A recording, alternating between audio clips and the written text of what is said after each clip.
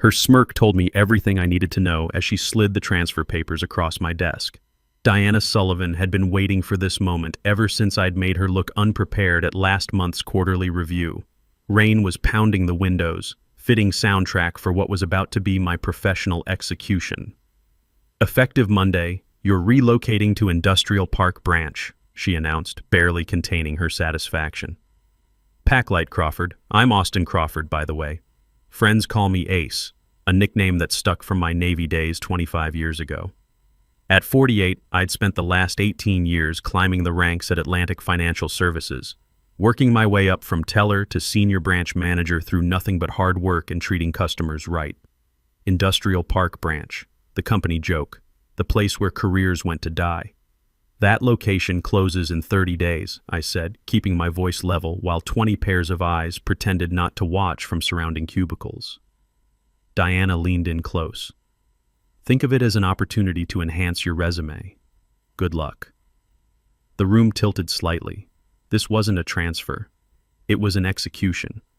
The real reason sat between us, unspoken but obvious to everyone who'd attended that quarterly review. I'd questioned Diana's decision to abandon our blue-collar customers in favor of chasing high-net-worth clients. I'd brought data, projections, historical precedent. I'd made her look unprepared in front of the executive team, and now I was paying for it. "Branch manager officially leaves tomorrow. You take over Monday morning," she continued, already walking away. "I've copied HR. Transfer is non-negotiable." Rain soaked through my clothes as I stood at the bus stop that evening.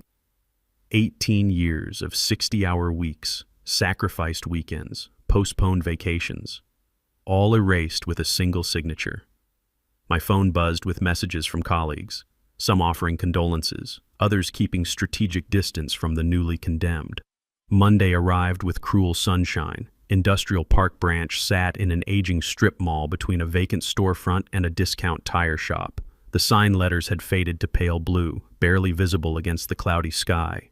Inside, the carpet was worn to threads in high-traffic areas, and desktop computers looked like museum pieces. 5 employees looked up when I entered, their expressions mixing confusion and pity. Nobody had bothered telling them a new manager was coming to oversee their final month. "I'm Austin Crawford," I said, placing my single box of belongings on the nearest desk. "Apparently, I'm your new manager." A woman with gray-streaked hair and tired eyes approached. "I'm Barbara Wilson. Everyone calls me Barb. Been assistant branch manager for 19 years. Didn't know they were sending someone new. Waste of your time, honestly." She gestured toward a small office with glass walls. "That's yours, I guess, for whatever it's worth." The manager's office held nothing but outdated training manuals and empty filing cabinets. Thick dust covered everything. On the desk corner sat a stack of customer exit surveys, most expressing regret over the branch closure. By lunchtime, I understood the complete picture. This branch had been systematically strangled, technology requests denied for years, marketing materials outdated, customer outreach budget eliminated 18 months ago. Yet somehow, this team of 5 was still serving nearly 200 loyal customers who refused to change branches despite headquarters' best efforts to push them out. "Most of our customers are from the immigrant community or retirees who've banked here for decades," Barb explained, handing me performance reports that headquarters had apparently ignored. Diana made it clear 3 years ago that these weren't the right type of customers anymore. That night, I couldn't sleep. This wasn't right. Diana had sent me here to fail, to quietly process paperwork until the branch closed, adding a humiliating final note to my employment record. I pulled out the local area map I'd taken from the branch. Something about the location kept nagging at me. The commercial zone looked different from what I remembered. I opened my laptop and checked the city development website. It clicked. Industrial Park Branch sat exactly 4 blocks from Harbor Point Business District, the city's massive redevelopment project that had transformed abandoned warehouses into the fastest-growing small business incubator in the region. Over 225 new business startups had moved in during the past year alone, with hundreds more expected. And we had a branch, the only financial institution within walking distance. I dug deeper. Headquarters had commissioned a regional market analysis last year, but focused only on high-wealth residential areas. They'd completely missed the commercial transformation happening right beside our dying branch. My heart started racing as I connected more dots. Industrial Park branch had something no other branch had: direct access to hundreds of new businesses that needed financial services. At 5:30 a.m., I was waiting when Barb arrived to open the branch. "I need to understand something," I said, pointing to my map. "How many of these new businesses have accounts with us?" "None," she replied.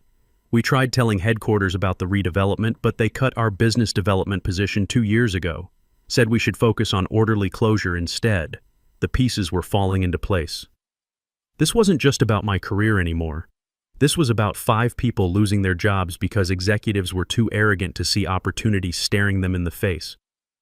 "What would you say if I told you we have 30 days to save this branch?" Barb laughed, a short, bitter sound. "I'd say you're either nuts or you don't know how this company works." "Maybe both," I admitted, "but I'm not going down without trying. Let me tell you about the rest of my team." Besides Barb, there was Roland Martinez, everyone called him Raleigh, the senior teller who'd worked there 26 years. Lucas Anderson, Luke to friends, the customer service rep studying for his MBA at night. Patricia Morgan, Patty, the loan officer who knew every small business owner in the old neighborhood. And George Kim, Georgie, who handled account openings and closings. "Headquarters has written us off," Patty said, arms crossed. "I've submitted business projections about Harbor Point 3 times. They don't even respond anymore." I pulled out my laptop and showed them the research I'd done overnight. "The company doesn't see what we have here, but that doesn't mean we can't show them." "Show them what exactly?" Luke asked. "That we can get a few new accounts before they lock the doors? They've already told customers we're closing." "What if we could get 47 new business accounts in 30 days? I challenged. "What if we could show revenue potential that's 10 times what this branch currently produces?" Raleigh shook his head. "Even if we could, Diana would never admit she was wrong. She's been dismantling branches like ours since she arrived. I'm not trying to convince Diana," I explained. "I'm going over her head straight to the executive committee." Georgie, who hadn't spoken until now, leaned forward. "How?" "By doing exactly what this branch was always meant to do: serve this community." Only now the community has changed, and nobody bothered to notice. That day, we took inventory of what we had: 5 committed employees, an outdated branch, and 30 days before closure. Company systems showed we had 0 budget for marketing, 0 allocation for community outreach, and 0 expectations for anything but an orderly shutdown. "First, we need to understand what these new businesses actually need," I said, spreading a map across the break room table. "Patty, you have experience with small business accounts. What would attract these startups?" Patty considered this. Quick approval processes, flexible terms for new ventures, and someone who understands their specific industry challenges, which is exactly what our premium direction doesn't offer. "They need banking that comes to them instead of making them jump through hoops," Barb added. I nodded. "We need to meet these businesses where they are, literally." My plan was simple but risky. While headquarters thought we were processing closing paperwork, we would transform the branch into a business development hub focused exclusively on Harbor Point startups. Like planning a mission, we'd run the operation under their radar. "This is career suicide," Raleigh warned, though I noticed a spark of interest in his eyes. "Diana will crush any successful initiative from this branch." "Probably," I agreed, "but I'm already dead in this company. We all are. So we might as well go down fighting." Georgie spoke up. "I have contacts at the Harbor Point Management Office. My cousin works in their administration." Luke pulled out his phone. 3 of my business school classmates are in startups there. They've been complaining about having to drive across town for banking services. By end of day, we had divided responsibilities. Patty and I would develop tailored financial packages for startups. Luke and Georgie would handle outreach and relationship building. Raleigh and Barb would manage existing customers while training all of us on quick approval protocols. Everyone had each other's 6. The next morning, we arrived an hour early. I'd spent the night creating presentation materials on my personal laptop since our branch computers couldn't run current software. We transformed the branch's dusty conference room into a strategy center with maps, target lists, and service matrices taped to the walls. "If headquarters asks, we're organizing customer transition files," I instructed. "Everything else stays between us." By noon, Georgie had secured us an invitation to a Harbor Point networking event that weekend. By Tuesday, Patty had drafted specialized offering sheets for tech startups, service businesses, and manufacturing ventures. Luke organized current customers into a referral network, incentivizing them with special rates to introduce new businesses. Our first obstacle appeared Wednesday morning, an email from Diana. All Industrial Park branch staff are required to attend closure training sessions downtown, effective immediately. Daily sessions 1 o'clock to 5 o'clock p.m. for the next 2 weeks. This would kill our outreach efforts. The team looked to me, panic evident. "She knows," Raleigh muttered. Someone tipped her off. I considered our options. "Barb and I will attend. The rest of you develop technology issues that require you to remain at the branch. If anyone questions it, you're helping customers transition their accounts." The training sessions were soul-crushing exercises in corporate doublespeak. Customer relationship transitions meant teaching clients to use ATMs instead of tellers. Career development opportunities meant applying for positions at other branches that didn't exist. Diana made a point of acknowledging me on the first day. "Settling in at Industrial Park, Crawford? I trust you're finding it educational." The satisfaction in her voice just made me more determined. Meanwhile, our team was making progress. Patty had made contact with 16 businesses and scheduled appointments. Georgie and his cousin had arranged for us to set up an information table at Harbor Point's monthly merchant meeting. Luke had convinced his professors to bring a business class to our branch for a real-world banking workshop. Our second obstacle arrived Friday morning. The company system showed all our cash handling limits had been restricted and loan approval thresholds reduced to almost nothing. "This is standard closing procedure," Barb explained, "but they've accelerated it. We're essentially functioning as a customer service desk now, not a full branch. I called an emergency meeting. They're trying to choke us without officially interfering. We need to adapt." "I know someone in the downtown branch," Luke offered. "She might process applications for us under their authority. And my old manager at North Branch still takes my calls," Patty added. "He might sign off on initial approvals." We reorganized our approach. Instead of processing applications at our branch, we would serve as the relationship front end with paperwork flowing through sympathetic colleagues at other locations. It was cumbersome but functional. We'd run a distributed operation. By end of week 1, we had opened accounts for 7 Harbor Point businesses. Small victories, but momentum was building. Word was spreading through the entrepreneurial community about the branch that comes to you, our makeshift mobile service where Patty and Georgie would actually visit startups to process paperwork. Then came our third and most serious obstacle. Monday morning of week 2, I arrived to find an IT technician removing our computers. "System upgrade," he explained vaguely. "Orders from regional office." By noon, our internet connection had been accidentally disconnected. Our phone system developed maintenance issues. We were effectively cut off from company systems. "This isn't coincidence," Barb said as we gathered in the now empty conference room. "Diana's figured out what we're doing." The team's energy deflated. Without systems access, we couldn't process any new accounts or service existing ones. "That's it then," Raleigh sighed. "We gave it a good shot." I felt the weight of responsibility. I had given these people false hope, convinced them to risk their final employment days on an impossible mission. Now they would have nothing to show for it except possibly negative references from a vindictive executive. We sat in defeated silence until Georgie spoke up. "My cousin says Harbor Point has unused office space with internet connection. What if we relocated our outreach efforts there?" "Without company systems?" Patty questioned. "What if we created paper applications?" Luke suggested. "Old school. We collect all the information, documentation, signatures, everything needed, then process it all when systems access is restored." The energy in the room shifted. You could see it in their faces. We weren't giving up. "Or," I added, "what if we brought the completed paperwork to other branches for processing, split it between multiple locations so no single manager bears the full risk of helping us?" Patty smiled for the first time since I'd met her. "I know at least 3 branch managers who hate Diana as much as we do." By Wednesday, we had established a guerrilla operation. Mornings were spent at Industrial Park branch maintaining appearances and serving existing customers with manual workarounds. Afternoons, we rotated through Harbor Point in pairs, working from a borrowed office with pop-up financial services handwritten on the door. Word spread through the startup community about the branch that wouldn't die. Financial professionals willing to understand their unique needs when the corporate structure had abandoned them. We began attracting attention not just from small startups, but from established Harbor Point businesses frustrated with their current financial institutions.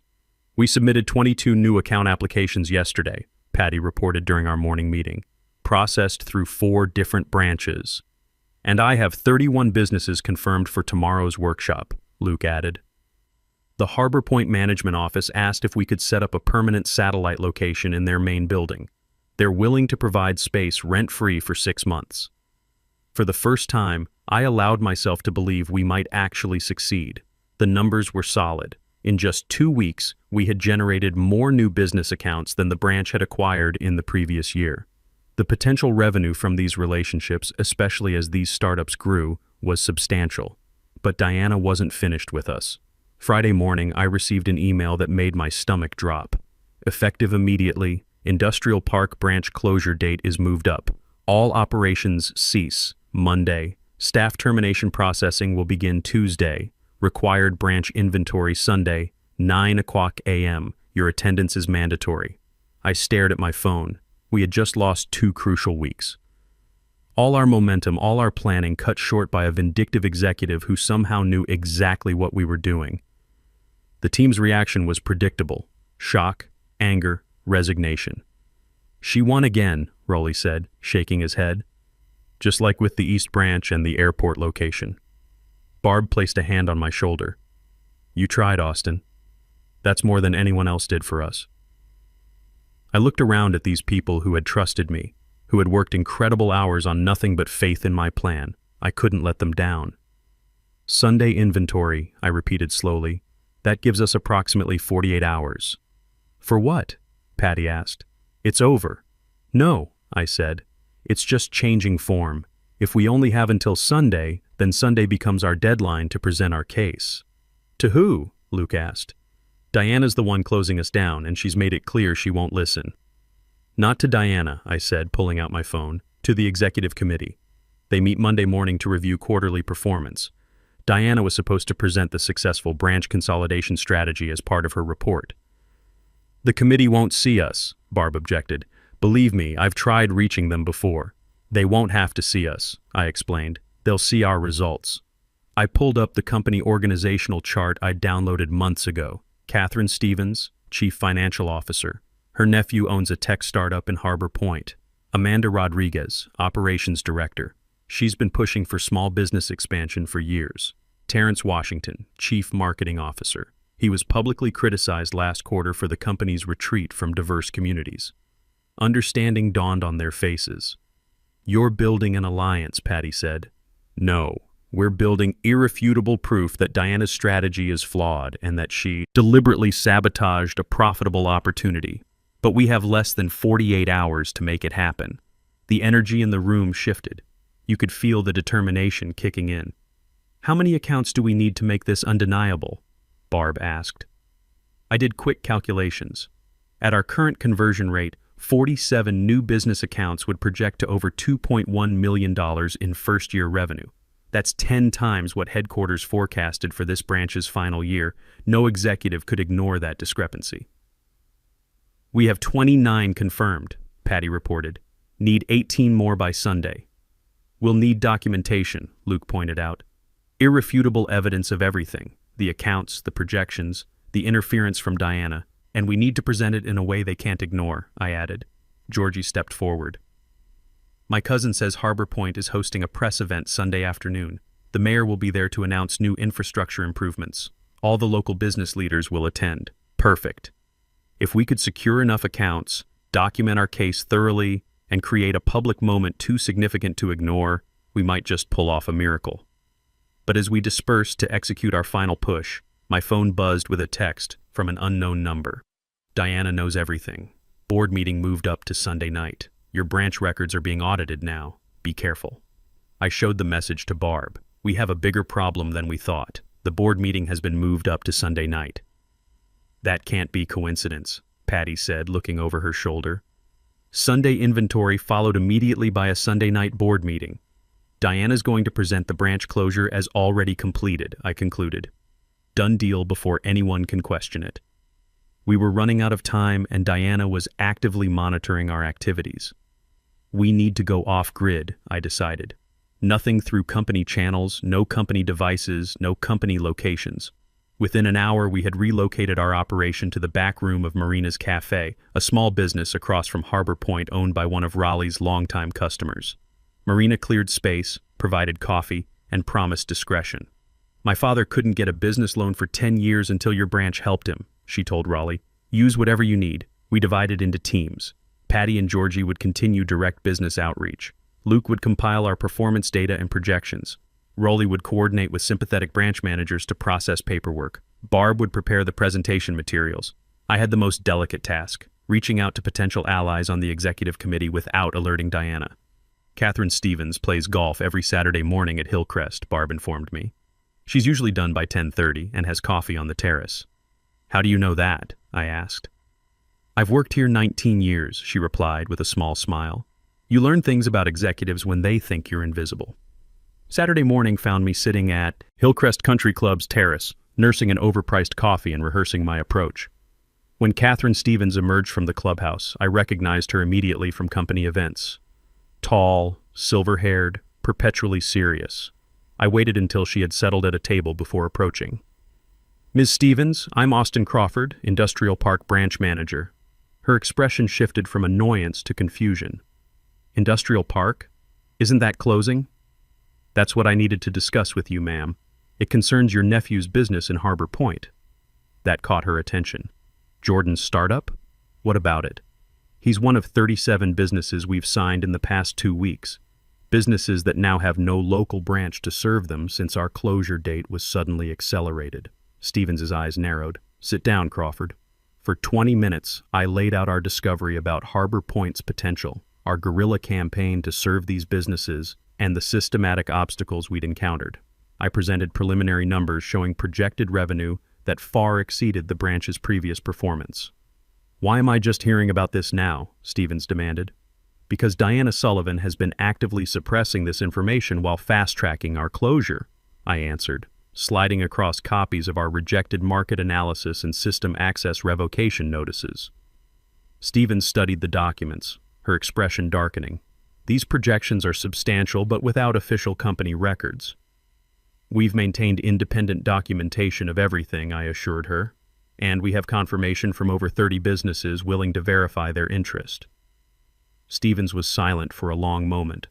The board meeting has indeed been moved to Sunday evening. Diana has requested expedited approval for her branch consolidation strategy. Can you delay the vote? I asked. Not without cause. I'd need more than projections. I'd need proof that this opportunity is real and substantial. She checked her watch. I need to go. As she stood, I played my final card. The mayor is announcing new infrastructure investments for Harbor Point tomorrow afternoon. The press will be there, so will the business owners we've been working with, all talking about how our branch has been the only financial institution actively supporting their growth. Stevens paused. What time is this announcement? 3:00 p.m. Harbor Point Plaza. I make no promises, Crawford. I returned to Marina's where the team had been working through the night. The cafe tables were covered with paperwork, laptops, and empty coffee cups. Everyone looked exhausted but determined. We've reached 43 confirmed accounts, Patty reported. Need 4 more to hit our target. The presentation is ready, Barb added. All the documentation is organized. I've created projections showing 5-year growth potential, Luke said. The numbers are conservative but still impressive. We had our ammunition. Now we just needed to deliver it at exactly the right moment. Sunday was going to determine everything. At 2:45 p.m. Sunday, we arrived at Harbor Point Plaza, where a crowd had already gathered. Local news cameras were setting up near a small stage. The mayor and other officials were chatting with business owners. And standing at the edge of the gathering, looking distinctly uncomfortable, was Catherine Stevens, along with 2 other members of the executive committee. They came, Barb whispered, gripping my arm. But where's Diana? She'll be here, I assured her, though uncertainty gnawed at me. If Diana chose not to appear, our public confrontation strategy would collapse.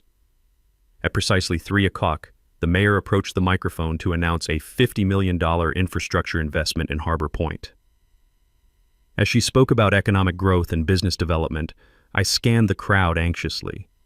Then I spotted her, Diana, standing near the executive committee members, speaking urgently into one's ear. The mayor concluded her remarks and introduced the Harbor Point Business Association president, who began acknowledging key partners in the district's success. And we'd especially like to recognize the extraordinary team from Industrial Park branch of Atlantic Financial Services, who have become vital partners to over 40 businesses here in just the past 3 weeks. Applause erupted as he gestured toward our team. Diana's head snapped up in shock.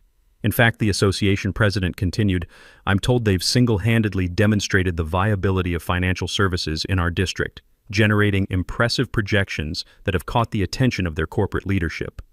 Stevens stepped forward, whispering something to the association president, who nodded and yielded the microphone.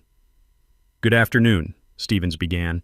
"As Chief Financial Officer, I'm always interested in growth opportunities. What I've learned about the work happening here is illuminating, particularly since our current strategy explicitly deprioritized these markets." That was my cue. I approached the stage, portfolio in hand. "Ms. Stevens, we've prepared complete documentation of our findings," I said, voice steady despite my racing heart. 47 new business accounts established, projected first-year revenue exceeding $2.1 million, growth potential analysis for the next 5 years. I handed her the portfolio, including detailed records of the systematic obstruction we encountered while developing these relationships. Stevens accepted the portfolio, opening it to review its contents while the crowd watched in silence. Diana stepped forward, face twisted with anger. "This is completely unauthorized," she hissed. "These people have been operating outside company protocols after being explicitly instructed to process an orderly branch closure." Stevens looked up from the documents.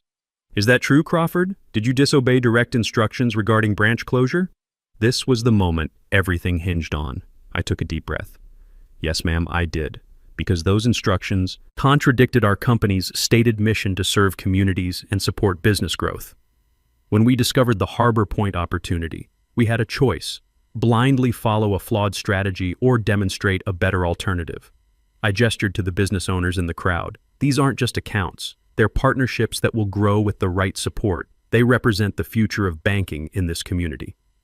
For the next 15 minutes, business owners approached the microphone, describing how our team had created tailored solutions for their needs when other institutions wouldn't. With each testimony, Diana's position visibly weakened. Finally, Stevens addressed the crowd. "On behalf of Atlantic Financial Services, I want to thank the Industrial Park team for their initiative. Rest assured, their work has not gone unnoticed." She turned to me. "Crawford, the executive committee will review your findings thoroughly at tonight's meeting. I believe we may need to reconsider certain strategic decisions." As the event concluded, Diana cornered me away from the crowd. "You've made a serious mistake," she warned, voice low and dangerous. "This little publicity stunt doesn't change anything. I still determine your future with this company." I smiled calmly. "Actually, Diana, you don't. Because I don't have a future with this company. I resigned this morning." Her expression shifted to confusion, then triumph. "So this was all for nothing? You quit anyway?" "Not for nothing," I corrected her. "I accepted a position as Harbor Point's first director of financial development, working directly with these same businesses to establish a community development financial institution. The mayor offered the position yesterday. I handed her a business card with my new title. And our first initiative will be establishing banking partnerships with institutions that actually value these clients. Catherine Stevens has already expressed interest in discussing how Atlantic Financial might participate under new regional leadership." The color drained from Diana's face as understanding dawned. "You set me up." "No, Diana. You did that yourself when you tried to bury opportunity for the sake of your ego.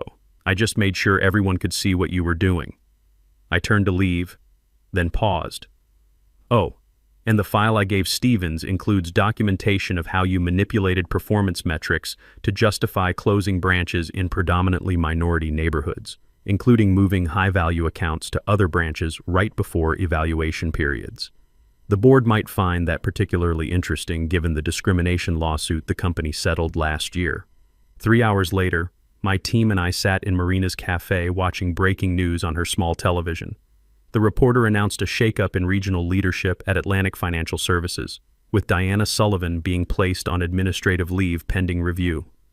"I still can't believe it worked," Raleigh said, raising his coffee cup in a toast. "I can't believe you resigned before knowing if it would work," Barb added, looking at me with newfound respect. I smiled. I realized something important during these 3 weeks. Success isn't about winning within a broken system. It's about building something better. As we celebrated, my phone buzzed with a message from Catherine Stevens. Executive Committee unanimously voted to establish permanent Harbor Point location.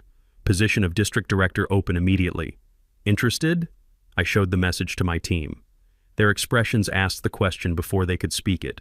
"Don't worry," I assured them. "I already replied that I'll only consider it if I can bring my own team. All of you." Luke grinned. "From fired to hired in the same day. Not bad." "Not bad at all," I agreed, thinking about the journey we'd traveled in just 30 days. From a branch destined for closure to the company's most promising new venture. You know what I learned? Sometimes the best revenge isn't about destroying your opponent. It's about proving them wrong in ways they can never undo. Diana tried to bury me in a dead-end branch, but she handed me the exact opportunity I needed to show what real leadership looks like. The irony? She could have taken credit for discovering the Harbor Point opportunity herself. Instead, her need to punish me for questioning her strategy cost her everything. 3 months later, our Harbor Point branch became the top-performing location in the region. Diana's replacement reached out personally to ask how we did it. Turns out, when you actually listen to your community and treat people with respect, amazing things happen. My team? Every one of them got promoted. Barb became Assistant District Director. Patty heads our Small Business Development Program. Luke finished his MBA and runs our Startup Services Division. Raleigh trains new managers in Customer Service Excellence. Georgie manages our Community Outreach initiatives. And me? I'm exactly where I belong, serving people who need banking services, not just people who already have money. Diana thought she was ending my career. Instead, she helped me find my purpose. Sometimes the branches that seem dead are just waiting for the right moment to bloom again. And when they do, the people who tried to cut them down have to watch them grow stronger than ever. That's a lesson worth remembering.